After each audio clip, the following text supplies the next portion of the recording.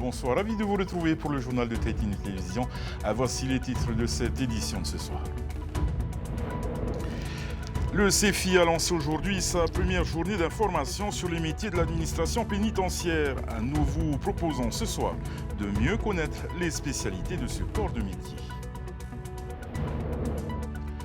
Il accompagne les plus grands artistes du Fénois depuis des années. Bruno Demougeot organise ce samedi son premier concert, un spectacle où le pianiste nous fera découvrir son univers musical, gospel, jazz, musique contemporaine ou locale, en solo ou aux côtés de ses amis. TNTV vous donne un avant-goût dans ce journal. Le championnat de tennis du Pacifique Est se tiendra pour la première fois au Fénois. Il regroupera les Tonga, à Samoa, les îles Cook, les Samoa américaines et Tahiti. Nous recevons ce soir un des organisateurs, un membre du comité organisateur de la Fédération tahitienne de tennis, Kevin Kuchera. Il est notre invité ce soir.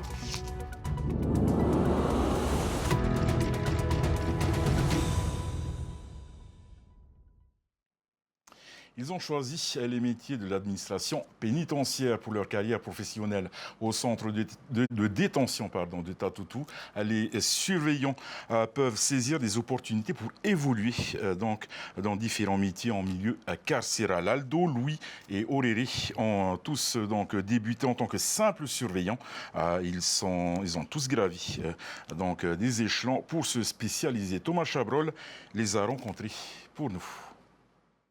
12 ans après sa sortie de l'École nationale d'administration pénitentiaire, Louis a saisi les opportunités pour faire évoluer sa carrière. Il devient d'abord le premier moniteur de sécurité en Polynésie en milieu carcéral et depuis 2022, il est formateur du personnel. Avec cette habilitation, il assure les formations aux techniques d'intervention au centre de détention de Tatoutou. Cette qualification lui a permis d'encadrer aussi les surveillants dans l'Hexagone, en Nouvelle-Calédonie ou à la Martinique. Le moniteur et instructeur de sécurité pénitentiaire n'existait pas à l'époque. Donc ça a été une opportunité il y a 8-10 ans qu'on a commencé à s'ouvrir. Pour moi, de voir autre chose que la détention et de pouvoir parfaire justement mes pratiques professionnelles. Ensuite, j'ai évolué encore en passant les concours de formateur des personnels. En plus de la sécurité, il aborde avec ses collègues le code de déontologie. Au sein de l'administration pénitentiaire, les possibilités d'évolution sont multiples et se font sur concours dans l'Hexagone. Fini l'image du surveillant qui ne fait qu'ouvrir et fermer des portes. Aujourd'hui, les surveillants pénitentiaires sont membres de droit de la commission d'application des peines. Oréré a débuté sa carrière en 2016. Elle est aujourd'hui brigadier-chef en charge du quartier d'accueil des détenus et de leur évaluation. La formation fait que, et l'expérience aussi, on apprend à s'imposer. Parce que oui, en tant que femme, il faut s'imposer. Mon rôle consiste à présenter l'établissement, à présenter le fonctionnement. Parce que c'est tout nouveau pour lui et donc il faut qu'il puisse avoir un minimum d'informations, de savoir comment ça fonctionne. Ensuite, ça passe par l'installation en cellule. Aldo, lui, compte déjà 27 ans de carrière. Il a débuté au bas de l'échelle à Nutania. Aujourd'hui, Aldo est adjoint au responsable du centre de détention ouvert. Le métier il a beaucoup évolué, on est plus ancré vers la réinsertion. Voilà, donc les surveillants d'aujourd'hui, ils font beaucoup d'observations. Depuis le 1er janvier, le corps des surveillants pénitentiaires a connu une réforme majeure. Ce métier est passé de la catégorie C à la catégorie B. Et le CEFI a organisé aujourd'hui sa première journée de promotion à des métiers de l'administration pénitentiaire. C'était aux antennes de Pape Été et Travaux. Une vingtaine d'agents s'est relayée pour enseigner les visiteurs. Face au succès rencontré ce matin, l'administration pénitentiaire envisage de reconduire cette journée d'information l'année prochaine. Si tous les postes au Fénois ont été pourvus, il reste plus de 800 postes vacants à l'échelle nationale. Nous écoutons le capitaine Opinia Tehira, responsable de la formation du personnel pénitentiaire de Polynésie française, et à Mihirei Toriki, admissible au concours de surveillant pénitentiaire, au micro de Meretiato. Je peux comprendre que la vision d'aller en métropole, ça reste un frein. Maintenant, il faut voir les possibilités d'emploi en termes d'emploi qu'il y a sur le Fénois. C'est assez aussi difficile. On a un taux de chômage important. Donc, pourquoi pas motiver nos jeunes d'aller de pouvoir aller en métropole, ne serait-ce que par ce biais de ces métiers, que ce soit de la défense pour la gendarmerie ou la police nationale, ou même nous qui proposons justement de forts recrutements. Je tiens qu'à préciser qu'à l'administration pénitentiaire, on recrute chaque année en termes de surveillants pénitentiaires. On est quasiment à 800 places disponibles à l'issue des concours, donc à l'échelle nationale. Voilà. Donc il y a de la place et donc il ne faut pas hésiter à venir. En fait, j'ai passé le concours. Une amie m'a prévenu qu'il y avait cette exposition du métier de l'administration pénitentiaire. Quoi de mieux pour venir sur place se renseigner avec les personnes concernées. Et c'est super. Pour le moment, le concours il reste en catégorie C. Donc c'est vraiment au niveau DNB.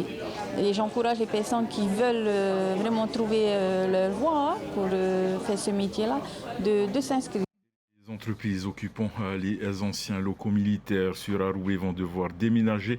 Les bâtiments doivent être dépollués et rasés. Problème, les 7 entreprises donc installées n'ont pas eu le temps de trouver d'autres locaux. Une interruption nette de leur activité mettra 50 familles en difficulté. Les 7 entreprises installées sur place le savaient. Un jour, il faudrait quitter les locaux vétustes qu'ils occupent. Et pour cause, ces bâtiments font partie de la phase 2 de la dépollution et de la déconstruction des vieux bâtiments de l'ancien terrain militaire de Aroué. Un domaine d'un peu plus de 3 hectares, rétrocédé à la commune par l'État pour le franc symbolique. Mais le calendrier s'est accéléré. Leur départ, initialement prévu en octobre prochain, doit maintenant intervenir fin juillet, début août. C'est la Sageste, la société d'économie mixte créée par la commune, qui les a prévenus.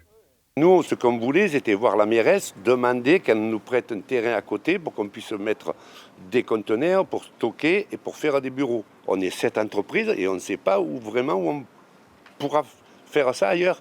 Le 17 avril, la maire de Aroué recevra les locataires des locaux, prochainement détruits, pour entendre leurs doléances et leur rappeler les impératifs de la commune. Je comprends qu'ils soient un peu désorientés, mais ce n'est pas faute de les avoir prévenus et invités à s'organiser, à se préparer pour ce départ. Pour Aroué, comme pour les autres communes concernées par le contrat de redynamisation des sites de la Défense, signé en 2016, le temps presse. Un avenant signé en 2022 lui impose d'avoir mené la dépollution et la déconstruction avant la fin de l'année. À la clé, une prise en charge quasi intégrale de ces travaux par l'État, soit environ 200 millions. Le problème, pour les entreprises qui doivent déménager, c'est qu'elles ne trouvent pas de locaux. Moi, ça fait déjà 1 mois qu'on essaye de trouver des locaux pour l'entreprise. On n'y arrive pas. Vraiment, il n'y a rien qui se fait. Et puis c'est surtout, si on en trouve, c'est des prix, je ne pourrais pas continuer. Moi, je ferme l'entreprise. À terme, le terrain rétrocédé à Aroué doit devenir une zone d'activité économique. Nous travaillons actuellement avec l'agence au poids. Nous sommes bien avancés là-dessus. D'ailleurs, il est prévu effectivement à l'arrière de ce site qu'il y ait donc quelques petites entreprises qui puissent s'installer avec une vitrine des produits qu'ils fabriquent et juste derrière leur atelier pour qu'ils puissent travailler comme il faut, comme ils le font aujourd'hui. La municipalité espère pouvoir présenter un projet d'aménagement à la population d'ici la fin de l'année. Et on parle tennis à présent à partir de lundi. Et pour la première fois, la Fédération de tennis du Fénois et ses disciplines associées accueille le championnat des îles du Pacifique, soit 5 délégations. Tonga, Samoa, Cook Island, American Samoa et Tahiti sont attendus à plus d'une centaine d'athlètes dans 3 catégories, U12. 14 et U16, filles et garçons. La cérémonie d'ouverture a lieu ce dimanche et les rencontres démarrent dès lundi. Et pour en parler, nous recevons sur ce plateau Kevin Kuchera. Il est membre du comité organisateur de ce tournoi. Kevin Yaurana. Alors, dites-moi Kevin, depuis quand ce tournoi existe-t-il et le Fénois y a-t-il déjà participé ? Alors, je n'ai pas la date exacte de la création de ce tournoi, mais je sais qu'il existe depuis au moins plus de 15 ans. Tahiti y participe depuis 2013 et donc depuis 2013 chaque année hors période Covid bien sûr où il y a eu une interruption, on envoie une délégation, on sélectionne nos meilleurs athlètes qui sont qualifiés à l'issue des championnats de Polynésie pour participer à ce tournoi. C'est un tournoi dédié aux jeunes, donc quelle en est la finalité ? Alors ce tournoi donc, où ils affrontent les meilleurs de la région, donc c'est un tournoi en plus qui, pour la symbolique, qui regroupe toutes les nations polynésiennes, donc c'est un peu les cousins, on partage la même culture. Donc ils affrontent les meilleurs de leur catégorie de ces pays-là, donc Samoa, Cook Island, etc.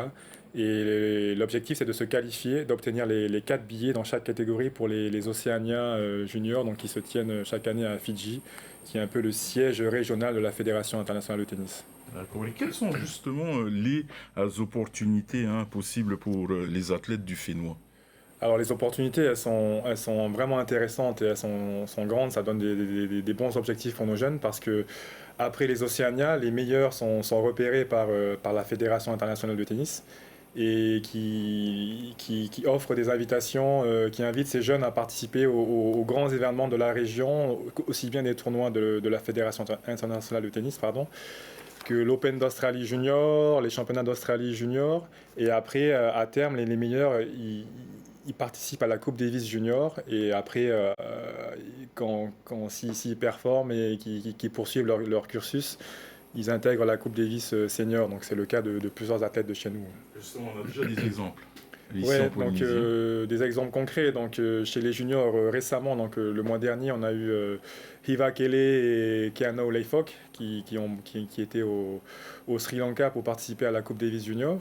Et puis au même moment, donc au mois de début février, il y a eu Gillian Osman et Hiva Kele qui faisaient partie de l'équipe de Coupe Davis Senior qui a affronté d'autres nations en Coupe Davis au Salvador. Et quels sont justement aussi les objectifs de la fédération en organisant ce type d'événement? Alors les objectifs déjà c'est de briller, donc de montrer que Tahiti est une nation forte du Pacifique insulaire, ce qui est le cas parce que depuis 10 ans on a les meilleurs résultats en tant que nation, aussi bien dans les East Pacific Regional Championship que aux Océania. Mais c'est aussi de nous faire la main un peu avec l'objectif, le grand objectif du pays que sont l'accueil des Jeux du Pacifique à Tahiti 2027. Donc ça fait partie des événements qui vont permettre un peu au staff de la fédération de se faire la main, de bien préparer pour pouvoir répondre présent en 2027 et accueillir un peu tous nos voisins du Pacifique de manière optimale. Et ce sera ma dernière question pour toi, Kevin, ce soir, pour les fans et supporters. Rappelle-nous quelque peu où se dérouleront donc les matchs de cette compétition. Donc les matchs démarrent lundi. Ils se joueront sur 3 sites. Donc on remercie d'ailleurs les clubs d'avoir joué le jeu, d'avoir prêté leur terrain pour qu'on puisse disputer tous ces matchs parce qu'il y en a beaucoup. Donc il y aura des matchs au terrain de Feipi, donc la catégorie des moins de 14 ans. Au complexe de Fatawa, donc Napoléon Spitz, il y a les moins de 12 ans. Et enfin, au complexe d'Excelsior, il y aura les moins de 16 ans qui vont s'affronter là-bas. Merci beaucoup, Kevin. Merci d'avoir répondu à notre invitation et bonne chance pour la compétition. Merci. Sport toujours, Flore Hani sera ce samedi 6 avril à l'affiche du gala du KSW, l'une des plus grandes organisations de MMA en Europe. Elle affrontera donc à Paris la Libanaise Sandra Choukar. La Polynésienne veut mettre toutes les chances de son côté et s'est entourée donc des meilleurs coachs de la capitale où elle s'entraîne depuis plusieurs semaines. Julien Panafieux et Wallis Glaise l'ont rencontré pendant un entraînement. De la pugnacité, du punch, un mental d'acier, rien ne semble pouvoir arrêter Flore Hani. Répéter les gestes, les combinaisons, il faut fignoler les derniers détails techniques. J'ai vraiment énormément ciblé beaucoup de travail sur le grappling pour ce combat-là. Et je me sens vraiment solide. Je trouvais que j'avais quand même un grappling qui avait énormément évolué pendant mes années aux États-Unis.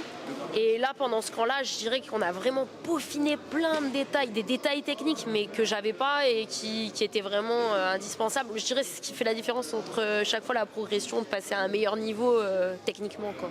Flore Hani a récemment signé avec le KSW, une organisation polonaise d'arts martiaux mixtes considérée comme l'une des plus grandes d'Europe pour une série de combats. La Polynésienne s'entraîne depuis le mois de janvier avec plusieurs coachs, notamment Mehdi Othman, expert en grappling et coach de Cédric Doumbé. Je connaissais la réputation de Mehdi parce que c'est un des meilleurs coachs de grappling en France. Et moi qui ai quand même fait beaucoup de grappling aux États-Unis, qui suis habituée au level américain, toutes les fois que j'avais tourné en France, je trouvais que le niveau était vachement bas par rapport au niveau français, au niveau américain. Et en fait, quand je suis arrivée ici, déjà quand j'ai vu les méthodes de travail de Mehdi, j'étais scotchée parce que ça me rappelait vraiment plus ce que je voyais aux États-Unis. Son adversaire, la Libanaise Sandra Choukar, championne du monde de l'organisation Gamma en 2021, également médaillée d'or au championnat Gamma Asie-Pacifique en 2022. Sur 3 combats professionnels, elle n'en a perdu aucun. Une adversaire que son coach a analysé de A à Z. La première chose, c'est que j'ai regardé tous les combats de son adversaire, j'ai décortiqué son sol. Et à partir de là, on a fait une préparation spécifique en fonction de la personne qu'on allait affronter. On ne s'est pas entraîné de manière on fait du sol ou on fait du grappling. J'ai regardé les points forts et les points faibles de son adversaire et on a travaillé en fonction de ce qu'on a analysé.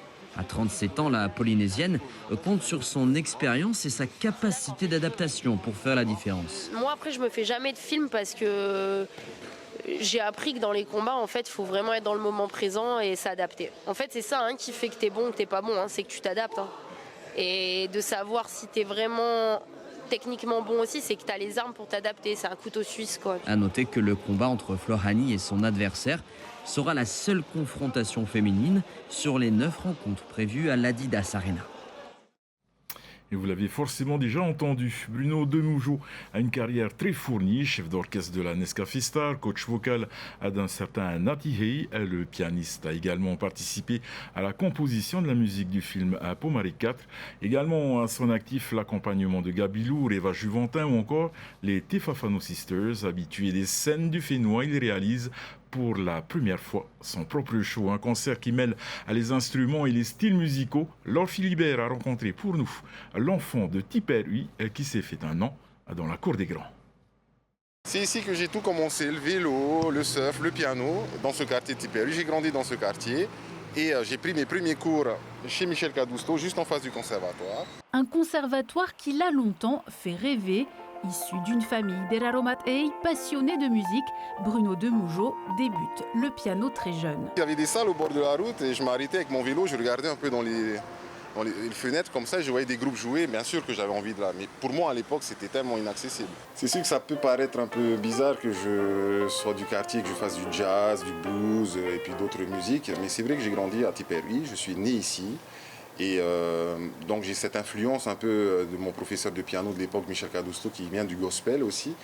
Et au conservatoire, je suis vraiment venu ici à l'âge de 23 ans pour me parfaire en solfège, parce que je voyais que j'avais des lacunes, donc je suis revenu à 23 ans. Ensuite, je suis revenu quand j'ai eu la trentaine, parce que c'était juste là qu'on avait ouvert des cursus jazz et musique actuelle. Et c'est comme ça que j'ai pu entrer par une petite porte du conservatoire pour... j'ai passé mon diplôme.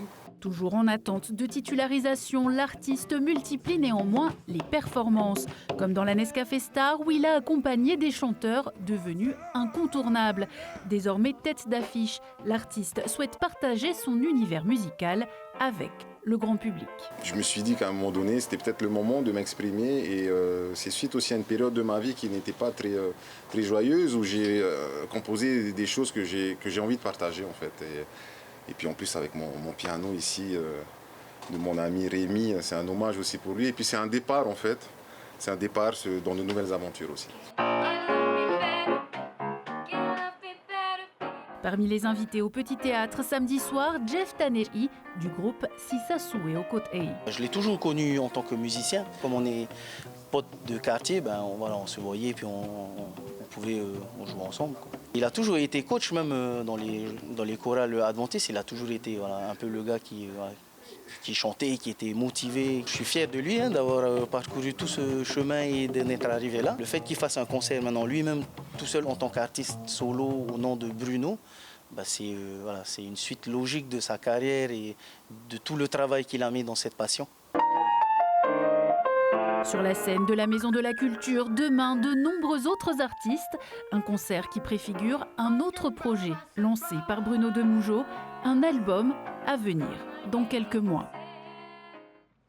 Et votre soirée sur Tétine Télévision, ne manquez pas à 19h30 à Danse avec les stars et à 22h15 Destination X.